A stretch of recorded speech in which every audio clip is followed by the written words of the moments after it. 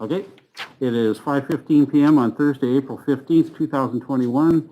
The time set for a study session of the Wenatchee City Council. We have 3 agenda items tonight. We are giving awards for brevity. Some staff and council members have indicated that they've made appointments predicated on this schedule staying on track, so we will do that. Our first item of business is a presentation from the Wenatchee Valley Chamber of Commerce. You want to come up to the podium?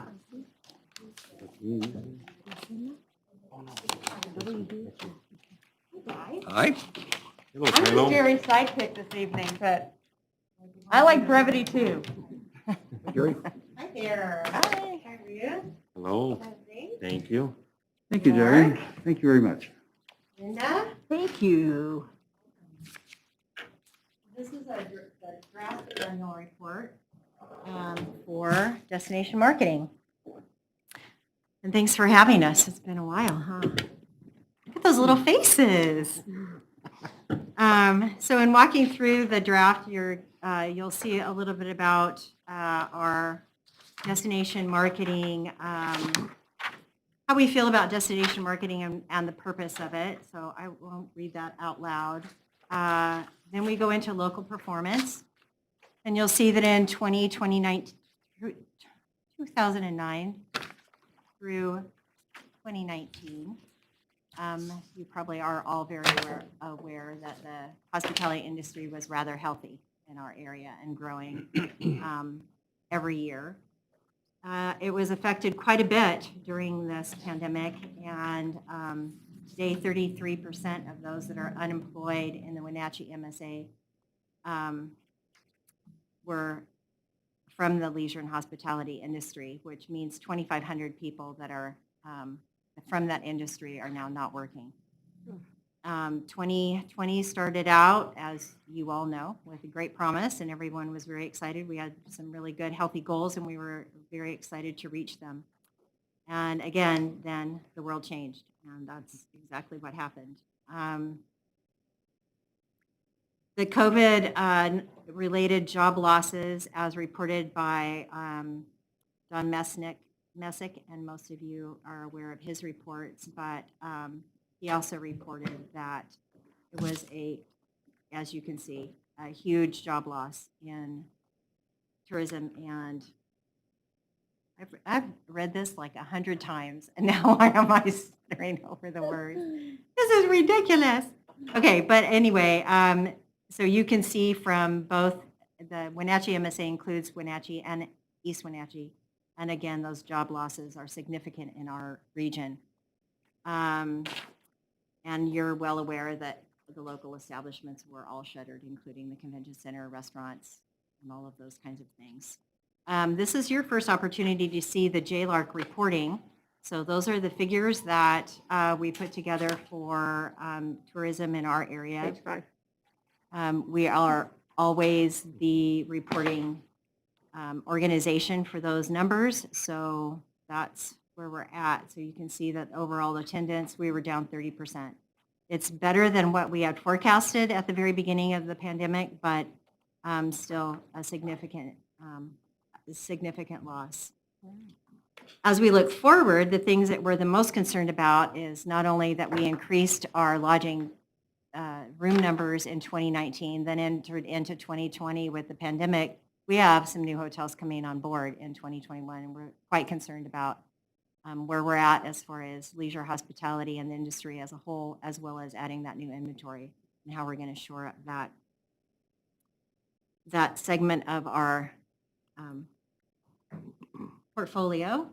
Did I say it that way? Yeah, I mean, real quick, Jerry, in comparison to the other 2 major tourism drivers in Chelan County, which is Leavenworth and Lake Chelan, they had nearly similar and or banner years.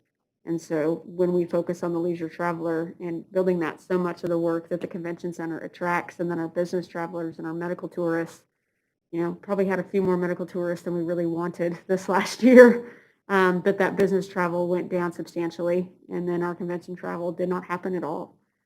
So when we look at the way our book of business is made up versus others, we have to be mindful of that. But I think what I'm excited about in this report, even though it's dismal, is the 48% performance that occurred over an occupancy. That was about 10% higher than we were anticipating, and that's leisure. And so the work we're doing in the leisure market is present, and the minimal stuff that we did to keep ourselves top of mind produced. And Mission Ridge, I think, really is a big part of that last winter, but Jerry will get into that. But just we have different markets here for leisure travel, and going forward, we're definitely mindful of that. And we are so excited for when you guys come back on at some point. For Linda. what? When you guys come back on the convention Oh, center. we're back on. We're open. Yeah. And like next week, we have a dinner on Thursday for about 100 and some, and 2 dinners for 200 on Friday and I'll Saturday be there next night. Thursday for that dinner. And I think I heard the firemen were back. Yes, Yeah. I met with them today. They're coming for sure in May, and we have 2 conferences in June that are coming for sure. Their numbers will be down, and a 3rd conference that was scheduled, but they're going to do just their speakers and board and everything from Wenatchee and do a virtual conference. The attendees elsewhere. Yeah, we're seeing that other places too. Awesome. Yeah. Keep going, Jerry. So I do outline a little bit of the occupancy and the fact that we did anticipate it would be 45%, but ended up with it at 48%. So it was better than anticipated, and you can see the average daily rate dropped significantly. And then the explanation of the RevPAR, or revenue per available room, is outlined in there, and that also dropped significantly. Public relations, we did renegotiate that contract, but we did not completely diminish the contract because we felt it was really important given the increase in inventory this year. And there was also a significant amount of investment during 2020 with the entities that include Mission Ridge with their new lift. The Rocky Beach Discovery Center will open this year, so we were working on getting news out in all of the media in Seattle for that anticipated opening, just to kind of keep our area top of mind. Omi Gardens, as you know, will open this year. Our continued investment in the foothills and the pressure on those trails is very popular, so we do know that it's important for us to continue to post those pictures and keep that top of mind as well for those day trips and Drive Market. And the TREAD app. The TREAD app, I'm sure you guys have visited or know about, but that has been significant in the reporting of additional travelers coming to our area and what their behaviors are. And that's giving us a really good baseline during 2020 to understand how much of it is local, and we feel like we're kind of down to the baseline. So now when we can start ramping up and inviting people here, we'll be able to tell how much of that is driven to outdoor rec and how much they're using. And that will really help us with our investment in those assets. That's the word. Thank you. So I've included a tracking recap on here, but unfortunately it's very blurry. So I promise that in the I thought that was my glasses. no, in the undraft copy, I will enlarge that and try to figure out a way to make that so that it's easier for you to read. But basically, it just outlines about a $90,000 cut in advertising. We had budgeted about $200,000, and we took about $90,000 out of it. That's right. If there's a little number at the very bottom, and so we basically kept Google search, cut Facebook down quite a bit, and eliminated all print. And we did keep the billboards because that was something that TPA voted to continue to fund because they really wanted to have those messages out there. Next page talks about our web stats, and you can see how many visitors came. But anecdotally, where we were at is in 2020, our total reach was 42% less than what it was in 2019.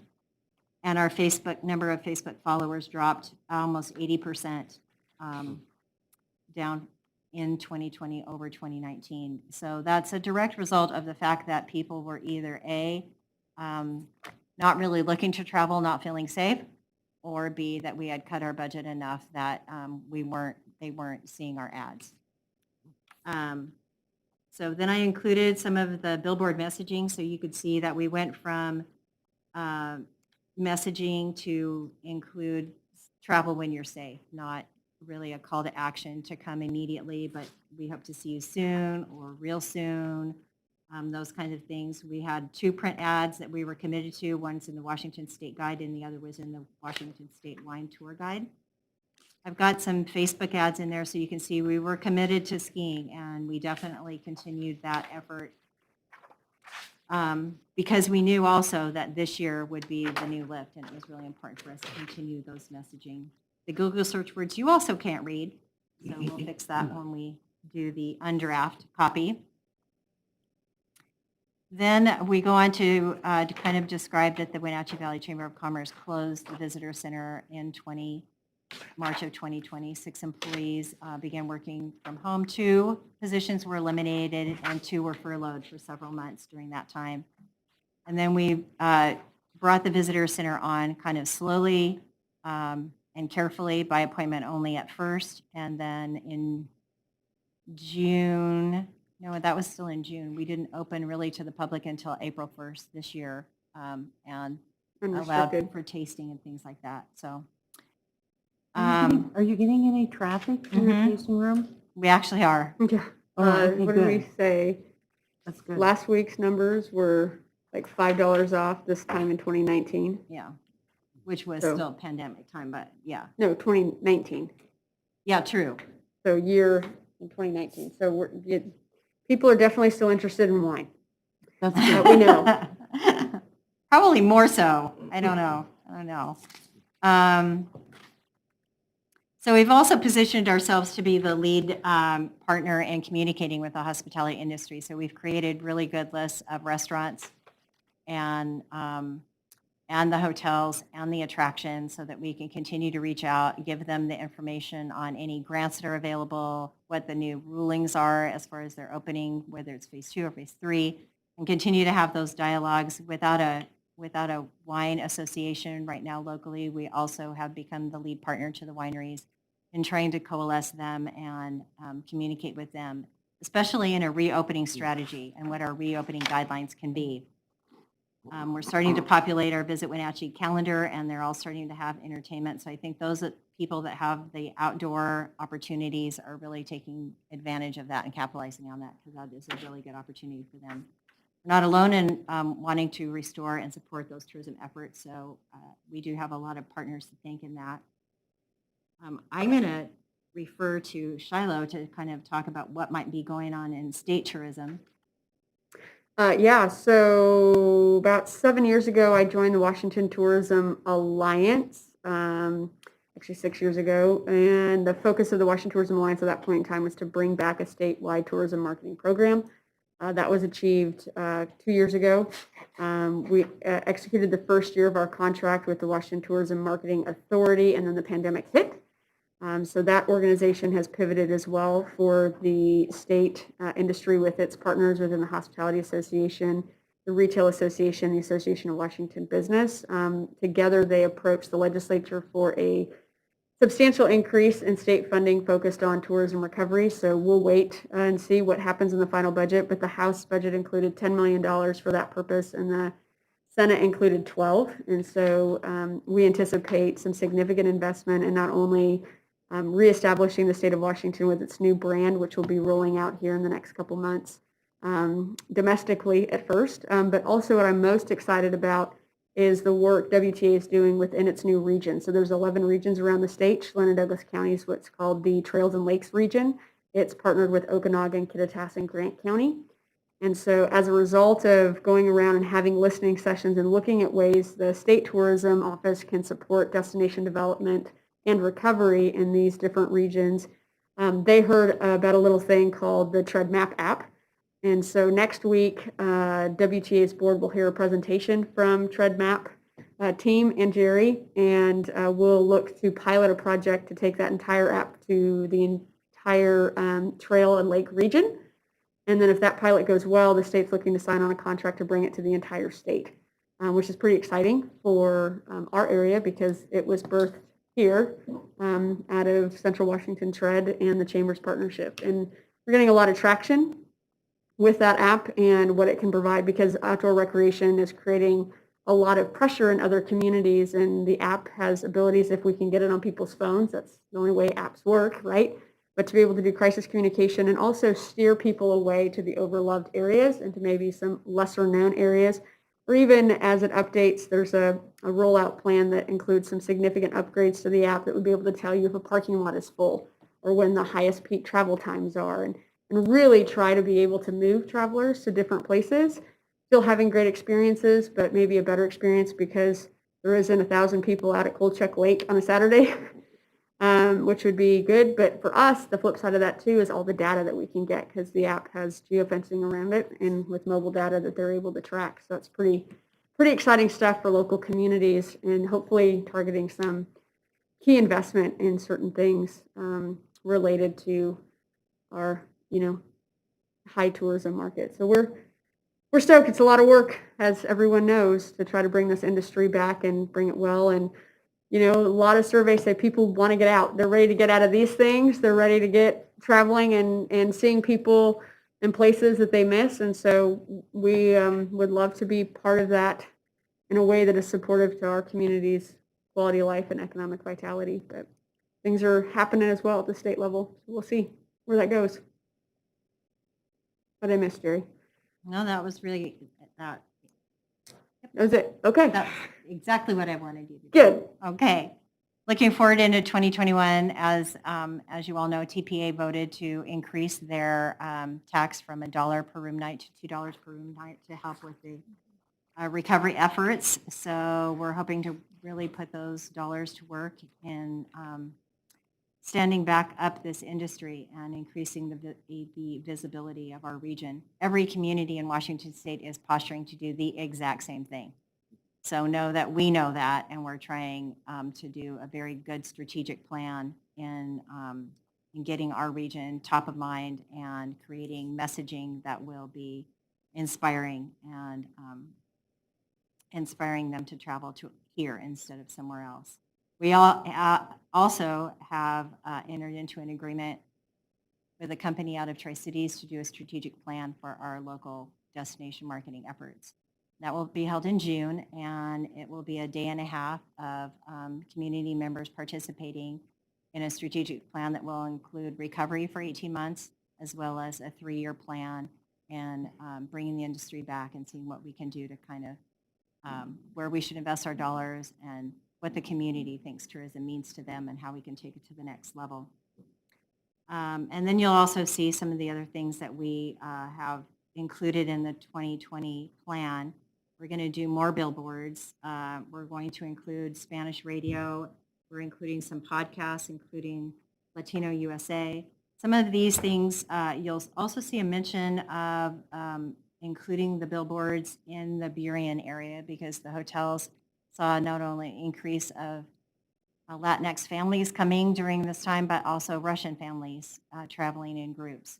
So we're gonna try a flight in Burien because the hotels have asked for that. So we're gonna try some different things and some of the same things, and then enter into our strategic planning process and see if something new comes up. So that's kind of my report. Am I on time? Doing well. Doing well. Any questions? Questions? I had one. Good. And remember, well, we talked, well, actually I have two, Oh, good. but it's one, two. One A and B. We talk about getting back, we keep using that term, getting back, and it was like a switch turned to put us into the pandemic. And I think people are kind of thinking there's going to be a switch getting out, and there's not. And I don't mind getting back to some things, but realistically, I mean, okay, with the state, aren't we talking about a change in how we're doing things? Yeah. Across the board? Yep. I mean, Yeah. there's no more of these big, heavy, me, I don't know if I'm ever going to go to a crowded movie theater again. I don't like being on the trail anymore. It's just, you're feeling people's breath as they're running or biking and whatnot. I'm uncomfortable with it, Mhm. Yeah. as an example. So I think conventions, I think you bring up a good point because it's really important for us is meeting travelers wherever they are. There's Mhm. definitely a segment of travelers that are ready to jump in the deep end and go back to what they perceived their normal was. They're probably a younger group of travelers than, myself and even others. I mean, 18-year-olds that never stop doing things, 25-year-olds, like whatever, right? Everybody's going to feel comfortable to do certain things in certain ways. Some people are going to want to stay closer to home. Maybe they just want to do day trips and explore and they still want to sleep in their own beds at night. And that's totally fine. And others, are going to want to do conventions, but they aren't going to want to go to big ones. They're going to want smaller. We're hearing that in the convention world is, smaller, maybe more regional conventions, even that typically were national and bring everybody together, but let's do smaller destinations and those kind of things. And so, yeah, we have to understand where the markets are and what they need and what they want, as well as what our community needs and wants. I'm equally as worried about, inviting a ton of people here, not knowing, where What they they're are in bringing. all of this as well, Mhm. right? Yeah. Like we have to be, standing at the state level, we were always worried that tourism would become a synonym for transmission. And, it's a communally spread disease. So yeah, that's true, but it's not the reason. Tourists aren't the reason per se, but we have to make sure we're moving at a pace that the community supports on a lot of different levels because we're emerging out of this and what does that look like and what does that mean? And so I think it's great that we're starting the strategic planning process. Laura was instrumental in, calling for that and looking at that and thinking it'd be a great opportunity. And a big part of that, I think, is who are the right demographics now, post-COVID for us, and what's the right level of activity? I mean, where do we want to place them in our community? What do we want to advertise to use? Maybe in some indoor facilities aren't where people want to be. Maybe others are really well suited for that. And how do we make that, feel good and be good for everyone that's participating, whether you're a local or you're a visitor here. And the thing that's been great for us in terms of tourism, a lot of our tourists come because they have a friend or family here. And a lot of our tourists will come back because they have a friend or family here. So I feel like we're kind of going back to where we started 5 years ago and the idea of we started with the friends and family in mind and how we created our marketing strategies and our collateral and our communication. And I think it will suit us well to do those things again because I'm going to come back and see you first, mom, dad, uncle, grandma, grandpa, cousin, because I've missed you because I've been distanced. And that's what we're hearing. My first part is I want to go spend some more time with family because I haven't got to see them. So we know that's going to happen. And then additional, more adventurous travelers will likely come, but they'll probably be coming because of some outdoor assets and being able to be socially distanced in a different way. So it's a great point, Mark. It's not going to be light switch, same thing. Yeah, and some people are going to feel left out because they're not comfortable and other folks are packing venues and we know what the current demographic is of high infections. Yep. Yeah. It's the people that are hanging out in outdoor three-sided tents drinking beer. Yeah. My real question though is sports tourism, which Yep. has been a big component for us. What's the 2-3 year future do you see of that? So, Just well, the short term. Yeah, so I'm glad you asked. I have two things. One, yesterday at our WDA meeting, the gal that is on our board from the port, and I think her name is Stacy, but I'm not sure, Mhm. told us that they're adding a third flight at Pangbourne. So there must be a little bit of, Likely business interest travel. in travel or pent-up demand or to add that. So that's just anecdotal information. And then, what was your question again? Sports tourism. Oh, yeah. The organized Oh, ones, yeah, like okay, the Triple so- Crowns and the, And that has come up. not the, I'm 2-3 people, I'm going to canoe or bike, No. but the Yeah. organized Organized activities sports that Yeah, we've so had. that came up Soccer, at our last TPA meeting. And so we brought back Matt Carney on contract to do a facility and fields assessment to find out, number one, where are all of the organizations that have the fields and facilities, where are they at mentally as far as bringing Yeah. people, allowing those fields to be used for tournament play? Are they available? When are they available? Who's in charge? What's changed? So far, he will finish that by May 1st. And so far, what we know in my debrief with him this week was that Eastmont Parks, for instance, is ready and willing to do anything they can to have more play on the fields, more people come, they're open to that. I think the city of Wenatchee Parks is not quite there. They're already feeling overwhelmed with what they have, so they don't really, they're not really ready to sit down and answer that question yet, because I think you all know Dave and where he's at with the phase 2 and phase 3 and all the work that goes into that. So he wasn't really in a place to have a conversation yet about what do you think the future looks like and about what time might that be. The PUD feels extremely pressured with the amount of interest in their fields, and they're not quite sure yet. So he talked with Ryan and the other guy's name that I can't remember. But they need to get a handle on, and it's going to be locals first for them as a priority. The school districts, he doesn't have an answer from yet. He still needs to get a hold of the, what are they called? The athletic directors in all of those places to see where they're at. And that seems to be the biggest question mark, is going to be the gymnasiums and the place, like he said, Special Olympics, for instance, is in jeopardy because Yeah. The basketball usage for the gymnasiums that they need to do that, and the status of the health of those individuals who are in Special Olympics. They have other usual, Yeah. you know what I mean? Yeah. Thank you for being able to just know what I'm Yeah. trying to say without me doing it. So that's kind of where he's at thus far, but he's only been, he started and then he had a week in Las Vegas and then he came back. And so that's where he's at after week 2. Okay. So we're actively looking at what does that future look like? And should we staff another position to start going after tournaments, or is that something that we should take slowly, or, what should we do? Yeah. My gut, Mark, is with what's happening in that market, Tri-Cities is already hosting tournaments because they have fields and space and a community that wants it, and they have the ability to do it. They built to scale. They built for that purpose. Yakima's done the same thing.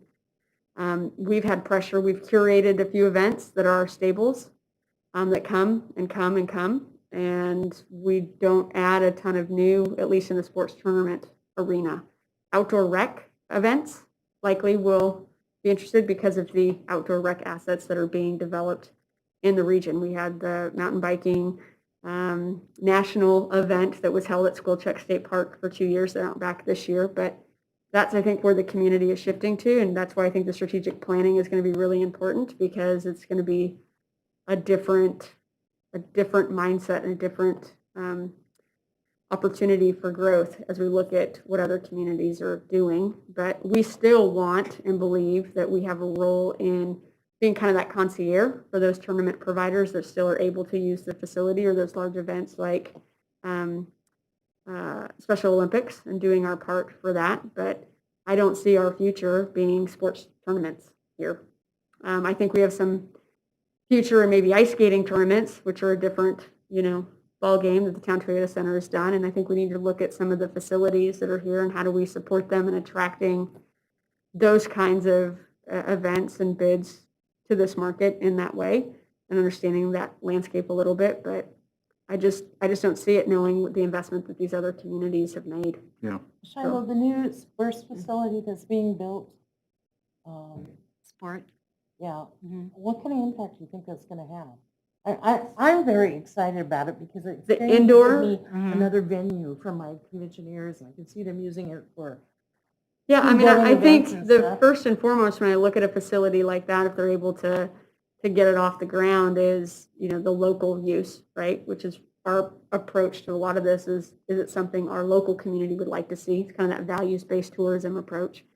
And so seeing that, I think in the shoulder seasons, the early springs and the late fall, when outdoors isn't really there, and I think a facility like that can be absolutely a draw for folks that want to come and have family time, especially here, and do that, or even,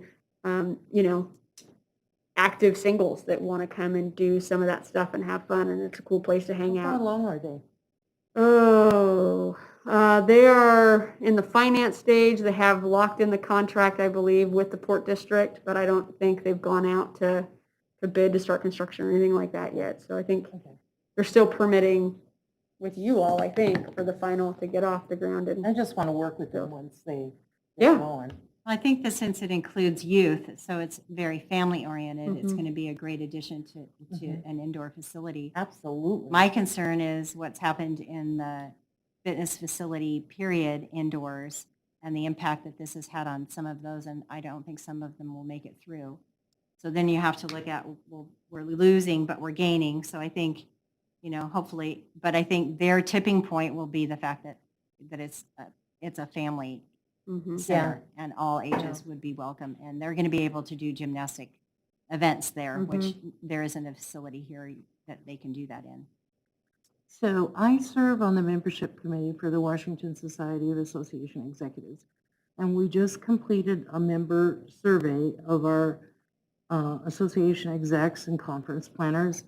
And the lowest percentage of them were not planning anything for the spring. They're looking at summer. Fall, the largest percentage, about 33% of them are planning on meetings for this fall. And then it dropped to like 2 or 3% are waiting until 2022. So that being said, I think you're going to see some, especially once the legislature closes, I think you're going to see some pretty good growth this fall.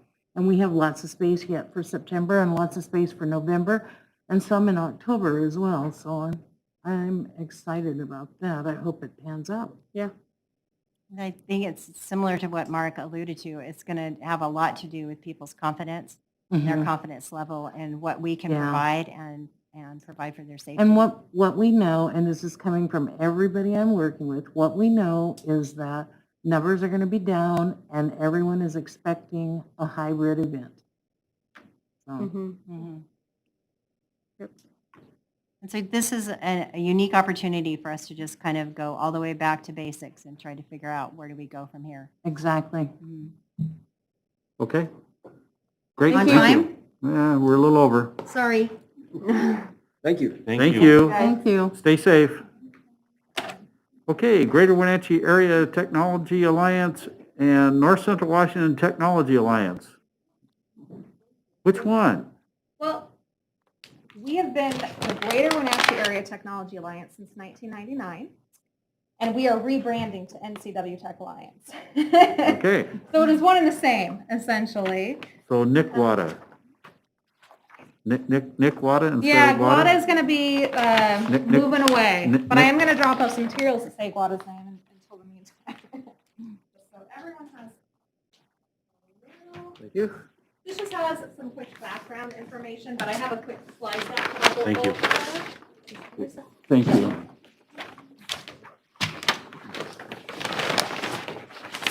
Thank you. Yeah, right.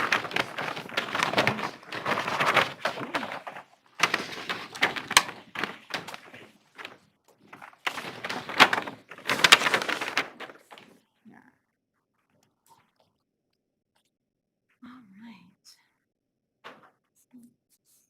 Here we go. Well, good evening.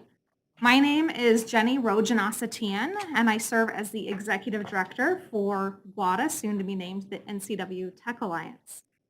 My husband and I are also small business owners. I own 2 restaurants in Wenatchee, the Thai restaurant Atlas Fair. So I want to thank the council for both your support of our small businesses and our nonprofit. So if you are not familiar with our organization, just high level, we've been around since. Just go ahead. We have been around since 1999, and we have 3 focuses to support technology, entrepreneurship, and STEM education. And while our name will be changing here soon, our mission stays the same. It will be focused around technology, entrepreneurship, and STEM education. In 2020, like most nonprofits, we reduced our staff size and actually went down to just myself. By being really fiscally conservative and by working with our sponsors and partners, we were able to come out of 2020 in a good position. We've just rehired. We have a staff right now of 5 individuals, including 1 full-time employee dedicated to our Latinx outreach, as we'll be moving all of our programs to have accessibility for our communities who are Latino or Latinx. So I'm here to thank you. The City of Wenatchee has been a member, a participant, and a sponsor of my nonprofit. Really appreciate the investment that you have made in our 501c3. I want to share a couple updates with you today and then answer any questions you might have. So first, I'd like to share Upskill, and there is a program profile for you in your folder.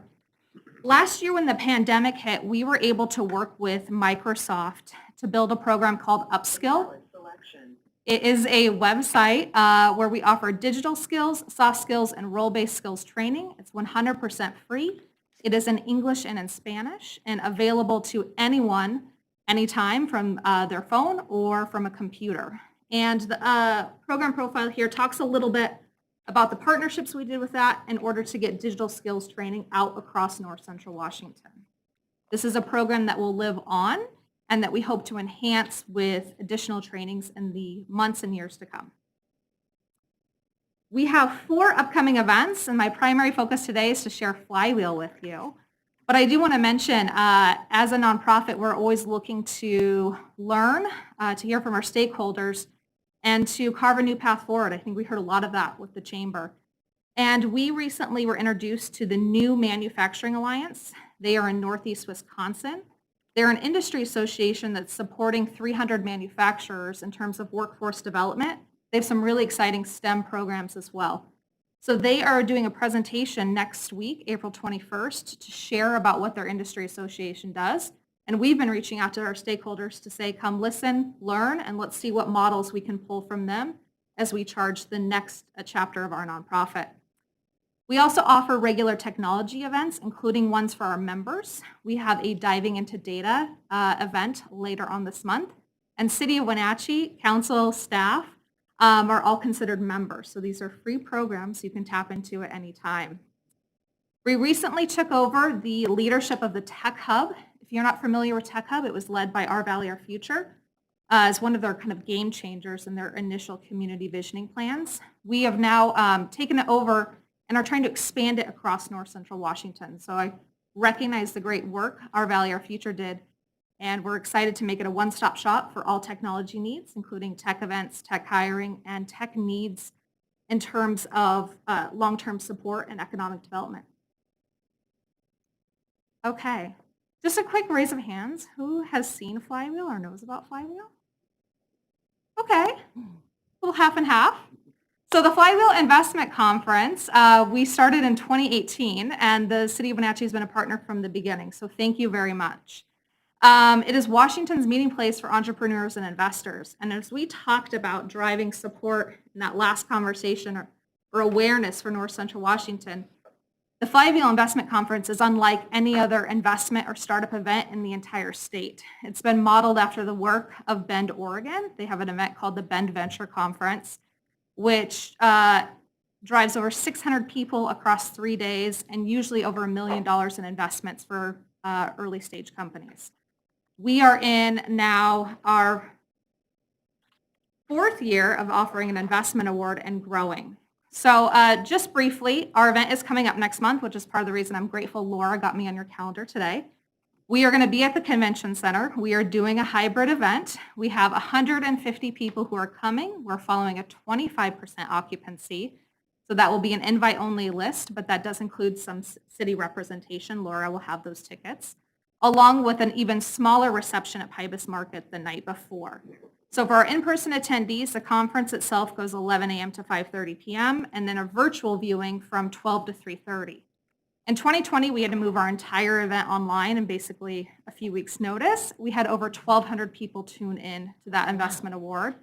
And our winner was Ag Tools, which has a Wenatchee location as well. Ag Tools went on to get an investment from the Portland Angel group because they saw them participate online. So we're hopeful that our hybrid model will not only showcase our community for those who are able to come in person, but provide additional support for those entrepreneurs.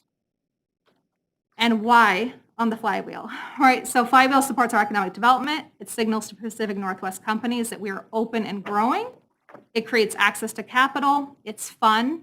And it also creates an opportunities for our investors to learn and support new startups. We have a couple of videos. I'll send this full link to Laura in case you want to check out those videos at a later date. So over the last 3 years, we've invested over $415,000, Cartogram in 2018, Beta Hatch in 2019, and Ag Tools in 2020. On average, over 38 companies apply to compete, so our investment competition is open to any Washington State business, and it is industry agnostic. The Flywheel Angel Network puts up the investment award, so this is private citizens who put anywhere from $6,000 to $24,000 per person that we pool into an investment award and attract for startups. This year, we had over 50 companies apply to compete, which was our best year yet. We announced just today, these are the top 6 companies that will be competing, and 2 of them happen to be local. So Pet Hub is a local software-based company, and then we also have Cognition Med. Dr. Nyack at Confluence Health is growing his own startup, and so he will also be in the competition this year. Our other competitors come from Seattle, Kirkland, and Spokane. So these companies are going to be competing for $200,000. So while we've been in a pandemic, our angel network has grown, and we sold out our investment fund this year. One company is guaranteed to get $150,000, with maybe a second getting 50, or they'll get the whole deal. We've also recently partnered with Quest for Economic Development, who is looking at the next chapter of their organization, and that looks like they're moving on. They have partnered with us to offer the Relocation Award. So we have now for the next 4 years, $50,000 a year to offer to the winning company of Flywheel if they move to Chelan or Douglas County, which is a huge win for our communities. So this is a reimbursable relocation to directly move those companies in.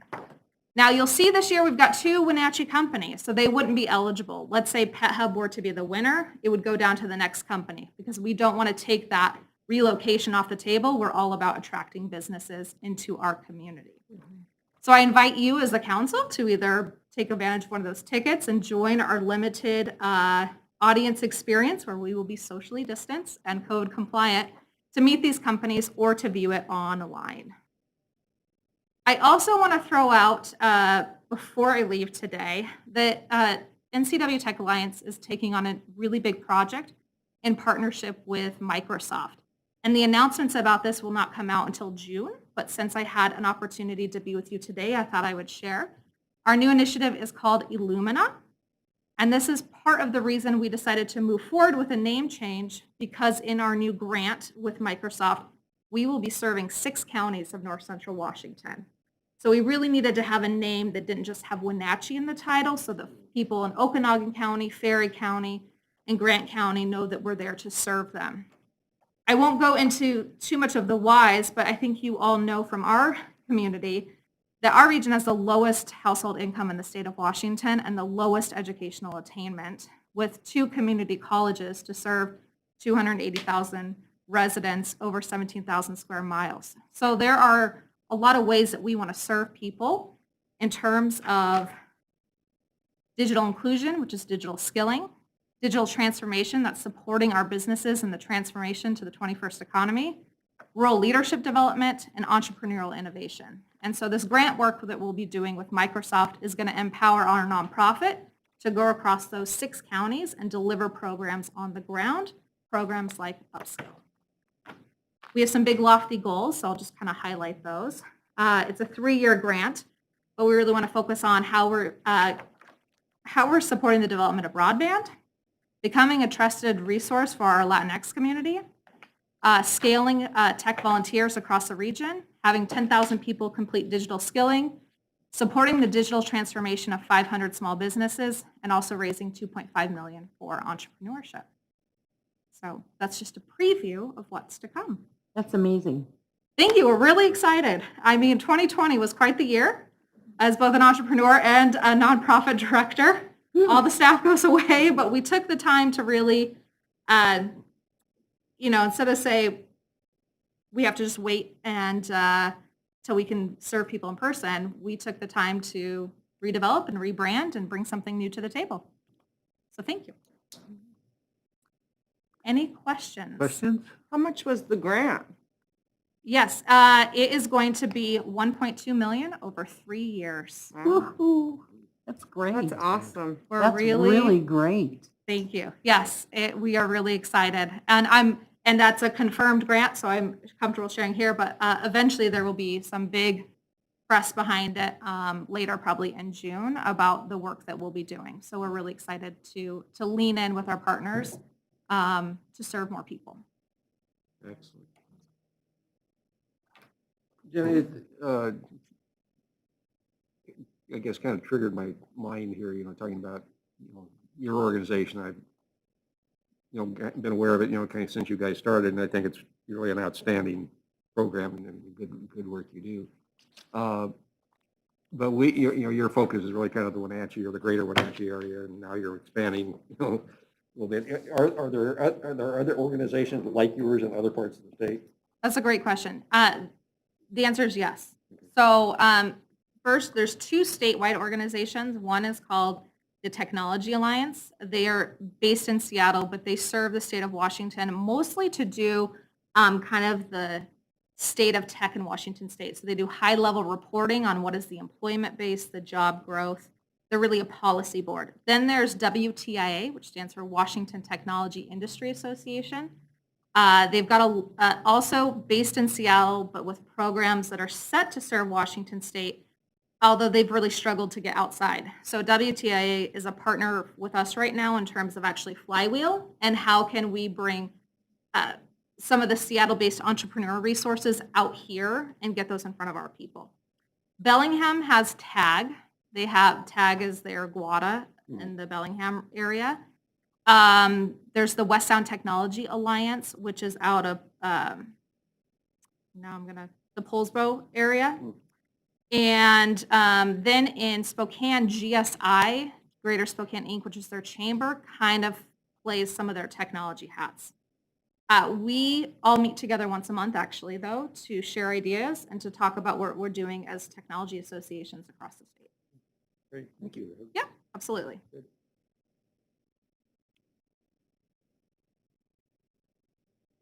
Anything else? Great, you. thank you. Good job. Absolutely. I'll just mention this is the 2019 program. We obviously don't have this year's yet, but I thought I'd include it just because it gives you an overview of what Flywheel's like and the speakers in the company. So we'll be sure to get you this year's programming once it's available. Thank you. Thank you for the Thank opportunity. you. You're welcome. Okay, we are ahead of schedule and we're going to finish early. Mr. DeVries is going to just give us a brief update on, now that, what was it, 3 weeks ago, geez, seems like forever, 3 weeks, yeah. 3 weeks ago, we passed an ordinance enacting 0.1% sales tax to be directed to the Bill 1590 project. And obviously, we are aware that East Wenatchee did the same. Glenn's just here to give us an update on how we're moving forward. And Glenn? Sure, thank you. And we have a sort of a schedule I can lay out for you as far as when we'll be working on the interlocal. Right now, the city is administering 69 subgrants and fund allocations, which is about double what we used to do. And we've upped our staff time a little bit to do that. We're still 2 part-time folks. So it's amazing. And then in the midst of trying to do that, it's sort of our crazy season. Every 2 years we do requests for proposals and allocation of funds for the next 2-year funding cycle. It's essentially taking all our recommendations we do for the homeless program, then monitoring the metrics, coming up with the new allocations, and then we do work with our task force, and then they make the funding decision. We're in the midst of that, and it's really hectic and busy. We'll have 3 meetings in May as the task force evaluates those and makes funding decisions. And ultimately in June, the allocations will be made as well as coming up with contracts. So that's always hectic and busy. So in the midst of that, we also have the 1590 and want to move forward with that. but we had to take a step back from that because we had to get things out and get things moving. We anticipate a little bit of time from staff, and then we'll be using my time to put together some draft work on the interlocal in partnership with Steve Smith, heavily involved partnership, as far as the legal components, and then the mayor's office as well, and then some of Sandra's time.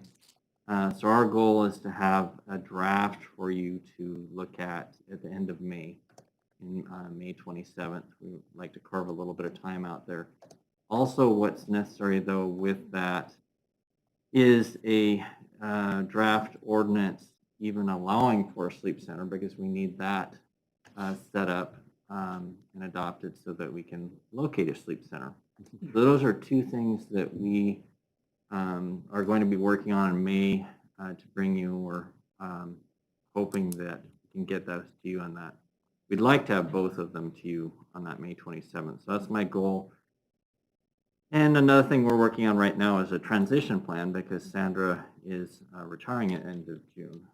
So we're trying to juggle that as well. But that's our goal, is to have that before you at the end of May so that you can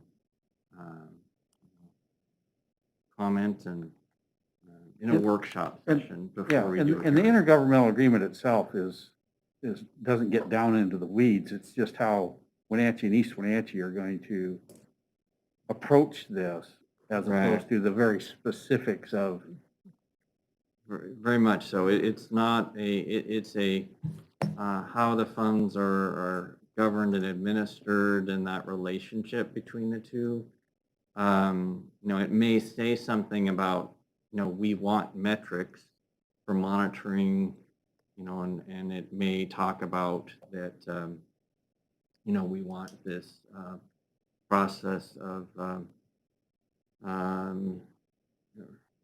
ongoing, some mechanisms laying the foundation for the ongoing annual and reviews with the council, and some processes, some foundation work. And then as we get into the programmatic pieces, just as we do with the task force, we'll be coming to you.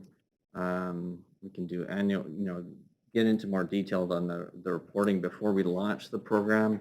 We can come to you with the detailed metrics as far as a staff proposal. And then you can sort of say, well, gee, we really wanted to see this kind of metric in there. Can you work on that? So we anticipate coming to you with that before we launch, so that, you have a chance, just like as we do with the task force. And then, doing the annual reporting and some of those things. So like Councilmember Kulas said, we'd, the interlocal is much more oriented to the governance and the relationship. But the policy foundation, the programmatic pieces, how the programs function, will be something that we need to take to you and East Wenatchee Council for blessing before we launch, just as we do with the task force for their programs. So we're kind of, it sounds like now, and Mr. Posenjak could, we've done what we needed to do to actually start collecting the funds. What the intergovernmental agreement is going to do is specify where those monies are going, in terms of accounts and Correct. that, and what they're intended for. So it's more of the 10,000 foot, not 30,000 foot, but 10,000 foot level stuff. And then we'll get down later into the basics, but we kind of need a mechanism. Yeah, we need a When mechanism this in tax place. money starts coming in.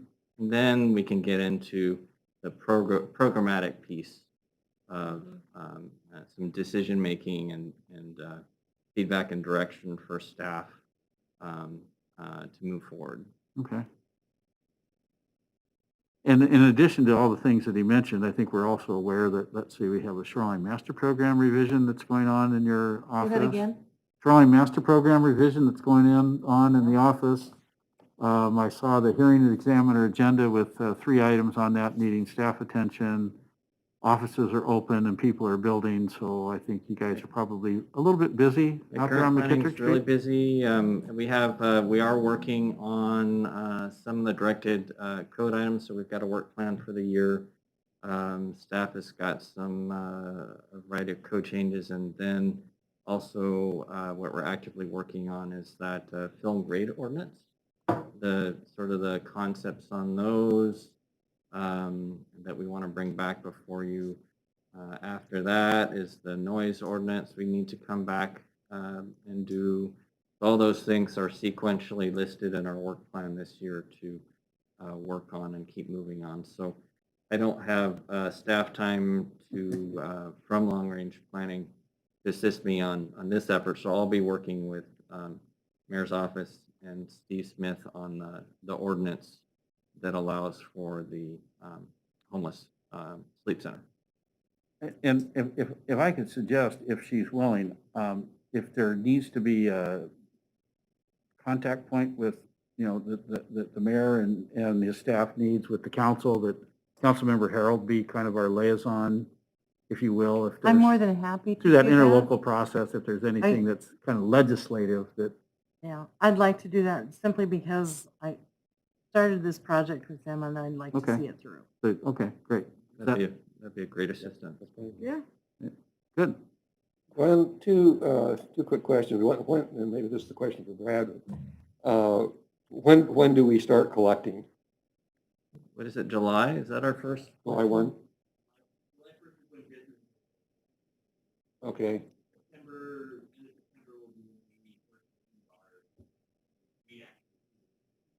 Okay, right. Glenn, do we have to have this interlocal agreement in place before the businesses start collecting the sales tax? Or do we have some time? We have some time. Oh, good. Good. Another thing we're working on, if I could, we do have the grant, which is, I'm sorry, I don't have the exact number. It's about 575 grand, that $1,000 that we have available, and there's some concepts we want to run by both councils, and we also have to coordinate that with the task force too, though, to see if we can do maybe an interim approach. Maybe we start a temporary site, sort of like Moses Lake did for a year or two, and that gets in place, and we can use those grant funds to maybe fund that. And then while that's working, we can be working on our more permanent site. So there's some options available that we can explore and sort of see what the direction of council is. Well, I have a second question, and this is maybe getting down on the weeds farther than we need to get at this point, but just, I guess, a concern that I have, and it's not anything to deal with the policy and the objective of what we're trying to do. It's the administration side of it, I guess. But have you given some preliminary thought, or has the task force given some preliminary thought about who's going to be in charge? I mean, I see, you know, working with two cities, it has to me, all the earmarks of having too many cooks in the kitchen. So is it going to be, a couple of our staff and a couple of East Wenatchee staff? Oh, it's a good question. To me, those kinds of things at some point, sometimes they don't work real well. Yeah, no. And so do we create a separate entity? We retain oversight and all that sort of thing, but the actual nuts and bolts day-to-day operation stuff, how is that going to work? Yeah, and that's part of that interlocal that needs to occur. And from my understanding and talking with Lori is that, Wenatchee staff would administer it, but there needs to be this mechanism in place. We partner so well with East Wenatchee, but staff changeovers over time, there needs to be that foundation, that mechanism in place in an interlocal. And so my guess is that Wenatchee staff would administer it, but there needs to be a function where we can partner with East Wenatchee staff on decision-making and development of programmatic pieces.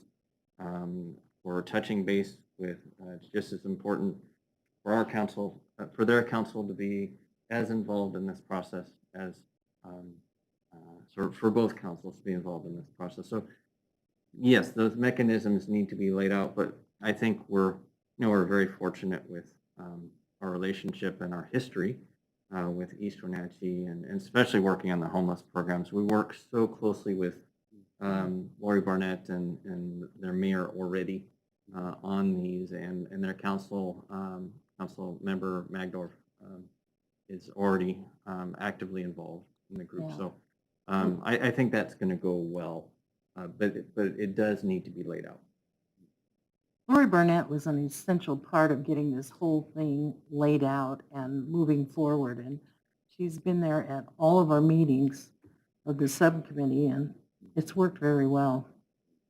She'll retire, She's at brilliant. some point. Well, we won't let her retire, but eventually she'll probably retire. And so laying those things out in our local agreement is important. Yeah, that was kind of partly behind my question is that, right now, we've got a group of people that are working well together. 5, 6, 8, 10 years down the road, that may not be the case. And so to have some kind of a mechanism, on the risk management board that I serve on, we just took on as a member for liability insurance, the King County homeless organization. And they were it was the same kind of thing. You had the city of Seattle, you got King County, you got all these various entities, and they opted to create a whole independent entity rather than trying to coordinate all these different governmental agencies to work through stuff. So that's obviously on a scale that we're never going to attain. But just the organizational stuff, and again, we collect our part of the tax. East Wenatchee collects their part of the tax. So how do And so that seems to me there's some issues there in terms of moving money and all that kind of thing. and each jurisdiction will need, like as we do now, we have some good foundation because we get the money from the county. So we can do something very similar in that East Wenatchee can provide us the funds, and then we can administer them. This begins to raise a question in my mind, and something that I think I've expressed before, is I don't want us going into the presumption that the only location that this facility is going to be is inside the city of Wenatchee.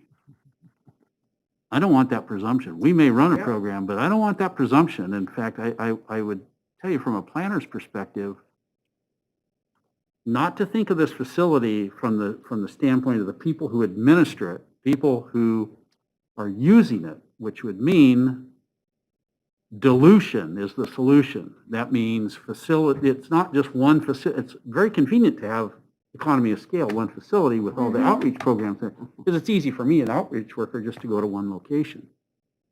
But if I'm a user of the facility, I might like hanging out someplace different than where this is. And so I'm thinking more of this equitable geographic distribution of these. So I really don't want us to go down a road where there's this presumption that Wenatchee, if we manage it, is going to be the only site for the facility. I don't want to do that. I concur.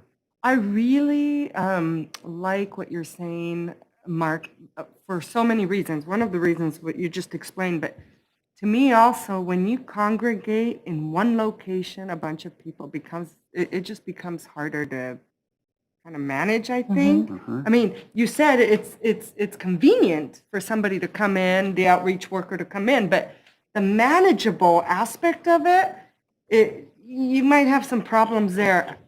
And so bringing about other locations, I really like that idea because then you have better control and, it doesn't become a big old party for these folks who, I think they kind of like that. Well, Typically, we find that locally unwanted land uses, LULUs, Yeah, when they're concentrated, they become locally unwanted land uses and all the problems. When they're dispersed, you have, yes. and I'm not sure what the sociology behind these are because this is all new. I was just saying, I don't want the presumption that There is a sociology aspect of that. that it's going to be here. And I guess in Glenn, in your mind, if we're going to be looking at a citing ordinance, is East Wenatchee, are we going to have the same ordinance in both the jurisdictions? Do you Well, do and you see that's that as a it's possibility? good discussion. You know, that we've been looking for 6 months for a site, and it's tough. And we've looked Yeah. hard at East Wenatchee. And, you know, you don't want it next to a residential area. And so you're looking at these areas that aren't in your downtown core. So it gets tough real quick. Yeah. And I used to Yeah. work at Douglas County, you know, with Mark, looking, you know, and I know those areas pretty well. It's tough to find the right site. I think, though, yes, we can have, I guess the other challenge too is if you have multiple sites, is the overhead. When you Yeah. split it up, it gets really I- expensive. Yeah. That's the Or- downside of it. No, Yeah. I get that. We don't want that. And that, I think that's just something that we have to consider. I'm not going to accept, though, just an argument that it has to be one location. I'm not going to Mhm. accept that. And if you have ideas on, as we go through this process, first of all, we can, I hear what you're saying, and so we can work with East Wenatchee, make sure they're doing an ordinance at the same time. And then we can, you know, not finalized on the site yet, so if folks have ideas where we can go, let's talk about that through the process. Another thing we can do, though, is it's a multi-phased approach. So there's the sleep center, but that's the night, that's early morning, that's evening. We are also looking at a day center because we want to try to pull people out of downtown. Want to try to stabilize them during the day and get wraparound services for them too, because that's also an impact. It's also an opportunity to help those folks and also help our downtown and our public spaces. So, you know, there may be, you know, maybe there's, I'm just brainstorming, but maybe there's an opportunity for the day center or multiple day centers to, for example, there's Powerhouse in East Wenatchee. Well, again, just brainstorming.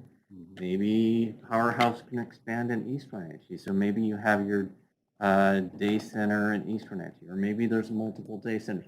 You know, so what I can do on the ordinance is make sure that we're working with East Wenatchee so that both jurisdictions have it, so that it's not set in stone that we're doing it here.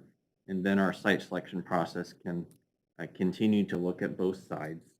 I can tell you it's just been challenging to find the right site because you're trying not to have, you know, it is, does have potential impacts. So we're trying to be very careful of those, but successful in limiting those impacts. Do we have like a list of things we want around the site? Like, so that we, Yes. okay. The Low Barrier Task Force through the Chelan Douglas Homeless Task Force has come up with site selection criteria and things to avoid in areas. So we've been trying to work with that, doing a lot of driving and looking around for that, and we can continue to do that. But I hear what you're saying and trying not to locate everything here, and so it's good feedback, and we'll make sure that the ordinances are for both, and that going forward that, you know, we can message that to East Wenatchee that, gee, we want to, you know, there's an interest in not just focusing everything in Wenatchee. Linda, or Glenn, when you went to visit the Moses Lake, where's the Moses Lakes located? It's, Is it inside the city limits? it is inside the city limits. It's probably on the outer city. I mean, and it's right off of the, I can't remember what the name of that road is, that Yeah, it's an freeway. industrial area. Yeah, it is an industrial area. There is busing there for them. To me, it was a very ideal place because it wasn't near schools, it wasn't near residential, it wasn't near the downtown businesses. And I think they're also providing day services down there too, aren't they? Now that, but it was a temporary site, and so Oh, now yeah, they're that's right. looking for a new permanent location. Yeah. But But- well, I'm sorry, go ahead. No, I thought the site they had was very well selected, just because they're not going to have an impact on any of the business district. Yeah, an industrial site works. really, Got everything. you know, or something that has that sort of flavor. It's not, you know, downtown core. It has a fairly Grocery good outlet for groceries. fit. You know, Yeah, we didn't, yeah, part there of the is. criteria is not having it super close to schools. And so there's some criteria that was developed by the committee. Yeah. Did you guys go to Walla Walla? We haven't yet. We have talked to them a considerable amount and got some feedback from them, but I actually would like to do so at some point. I can remember when they first set theirs up, one of their council members been on the city council of Walla Walla since Walla Walla was created, I think. Jerry Cummings, and so he gave a presentation, and this guy, and if my memory serves me right, but sometimes it doesn't. I think theirs was kind of in an industrial area as well. It was kind of, you know, again, it wasn't cited in what you could consider the kind of the main part of the city. So, And it's our second site.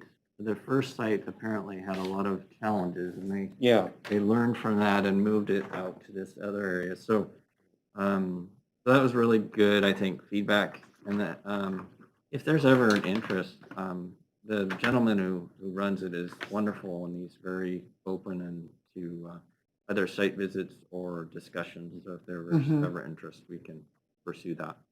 You know, it would be really great if the council could take a trip to Moses Lake and see that site down there. And I think they would be very happy to show us around. And is Hope Source managing that? Yeah, so Hope Source, they have a contract with Hope Source, who administers it. Then they also have a contract for security on site as well. And Hope Source is a nonprofit organization who does the homeless services, the majority of homeless services by contract for Kittitas County, similar to what we're doing, just contracted through Kittitas County. Are they similar like Serve Wenatchee? Hope Source, they're a little different in that while they do a range of services, they do a lot of more homeless focused services. So for example, they also they actually have an office in town here, and they do veterans outreach for homeless services. So they do a wide variety of things. They're pretty successful, good group. It would Thanks, be a Lynn. potential organization to work with in my estimation anyway. And I went to one of their meetings and they were doing a training and they asked me to speak at it about what we're doing here. And so I went there and I was just really, really impressed with what they're doing and how the organization is managing the facilities and the work they're doing with homeless veterans and everything. And they have expressed an interest in expanding their services into this area, so it could be a possible. They also did the same thing in Ellensburg, so. Yeah. First. Good. Well, have we flogged this one? Yeah, thanks so much, Glenn. Thank you. thank you, Glenn. Thanks, Glenn. A lot going on in that department. That's it for our session. Oh, can Jose and I give a quick update on public Yes. safety? Oh, for Linda. So we had our public safety meeting this afternoon and very good report. And Captain Chance spoke about the training process that they're putting our police department through and also all of the 4 agencies in this area. And I will say that these 4 agencies are getting a lot more training than most other police departments, which is really good. And they've really raised the bar as to what they expect and how they want people to handle things. And they're required to go through, 24 hours of training a year? Even more hours. So that's a lot of training because most people aren't required to even do 12 hours. So I'm really pleased with what they're doing. Also, Wenatchee has become a hub so that we can do the trainings here and they don't have to cover the expenses sending our officers out to other areas. But the big thing that police chief asked us to ask you folks is August 3rd is National Night Out. And if you remember previously, that's where the police get together and they barbecue hot dogs and stuff and they show their equipment. And it's just time to gather with the public and do some good PR. They're going to need help. They're going to do it in 3 different locations, District, District Or- 1, Lincoln Park. huh? District 1 is Lincoln Park. Yes, District 4, or excuse me, District 5 is Washington Park. 4 and 5 is Washington, 1 and 2 is Lincoln, Yes. and District 3 is Rotary Park. And they're really going to need us to help. They need volunteers. So it's always a fun event, and I've participated in the past. And I know Jim's been there, and Mark, you've been there. I've been there, yeah. You've been there. So it'll be a fun evening. And you could start at one location and move to the other locations as well. And they thought this was a good idea because since we've divided into districts, it would be good to take it out to the district. So, And have the council members participate. yeah, and so we told them we'd let you know because we'd like to see the council participate. Yeah. Sure. And with the training, with the academy they have, they want us to participate to see what they're doing and how they're doing. Oh, yeah. And for that, they offer us the dates, which is next week. It's too fast for me. I don't know about you guys. It's going to be it's on the 20th through the 22nd of April. And the next one will be in June 1st to the 3rd. And Captain Chance asked us if we want to go together as a team or go individual. And if you're interested in going, let's, as in a team, we can all email Captain Chance so he can put us on one of those days. I believe it would be really important and really nice if we all go as one team together to see how they're doing their tactics and everything. Now, perhaps we get that emailed out to us. Yeah, we'll ask Tammy sure you can do that. Okay. And where is it going to be located? It's Grace City Church.